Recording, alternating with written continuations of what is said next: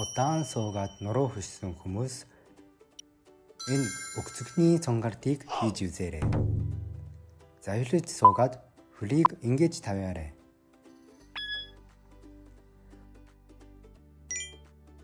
Тэгээд өвдгөө цээжлүүгээ шахаарай.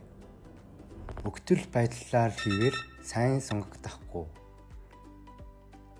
Нуруугаа сайн тэгшрээд хийгээрэй.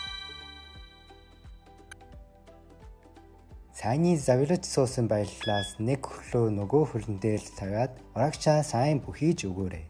Өгтөл байдлаар хийвэл сайн сонгогдохгүй. Нуруугаа сайн тэгшрээд хийгээрэй. Энэ хоёр сунгардыг хийсний дараа бусууд хөтөрөж үзээрэй. Нуруу нь хөнгөрсөн бол комент бичээрэй. Мөн лайк дараад шеэр хийж өгвөл баяртай байна.